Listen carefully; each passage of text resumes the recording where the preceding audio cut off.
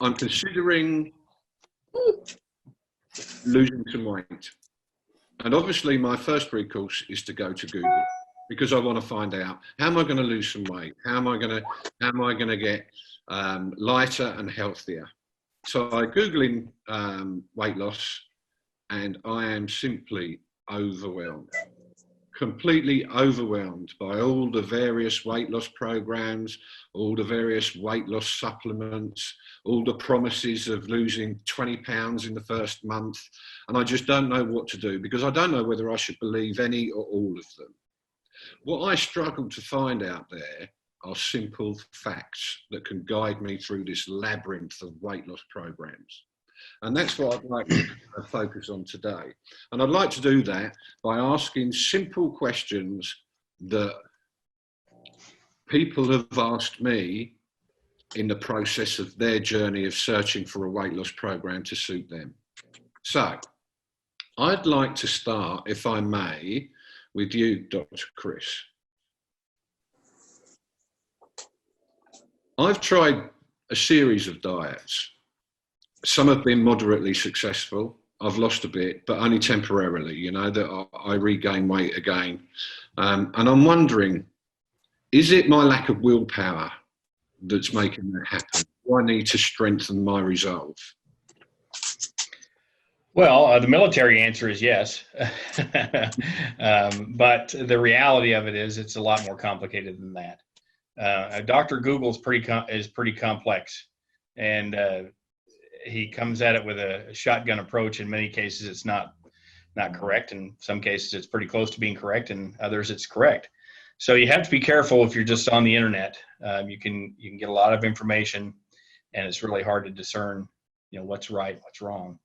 The lack of willpower, that's being pretty hard on yourself. I mean, just take a drive down the main retail street in your town and look at all the restaurant signs and advertisements for you know, ice cream and everything else. The grocery store has all kinds of advertisements. I mean, just taking the drive, and then not to mention the media that we are bombarded with every day. So it's a battle.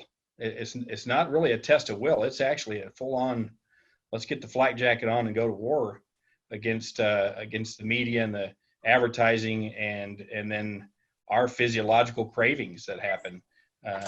And so you have to look at it as an everyday, little battles every day, and it's got to be a long-term vision that we're going to win the war. We might lose a few battles. I mean, you may duck into that Baskin Robbins to have your favorite ice cream. I mean, I certainly do sometimes, but overall, you have to look at it as an ongoing battle, and you have to win more than you lose.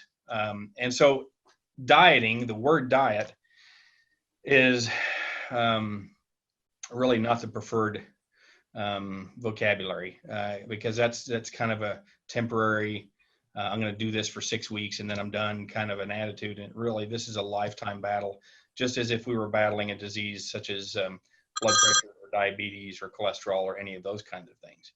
So you have to really look at it as a long-term issue. It's a health issue. There's no question about it. And we have to treat it as such.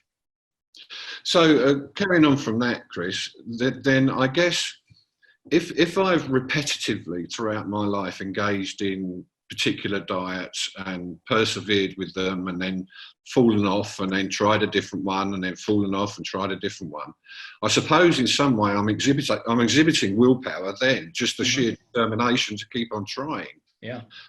So I guess then that would indicate that I haven't yet found the method that's appropriate for me. Mm-hmm. That's absolutely correct.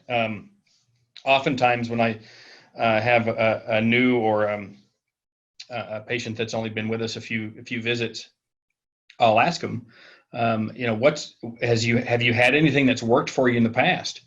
I think that's a very appropriate question, because that can help us get to what, metabolically speaking, what will help that patient specifically for that individual.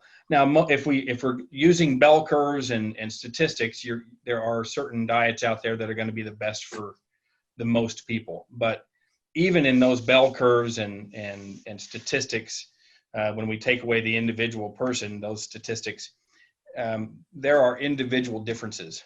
And so while a general low carb whole food diet is going to be very healthy and probably the best way to go, there are going to be some tweaks and individual changes and things that we need to do to an individual patient to help them to be their best.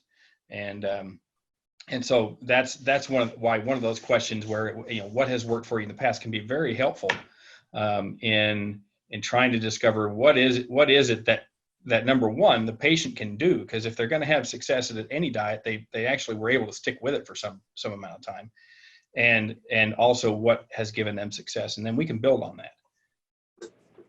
Oh, thank you.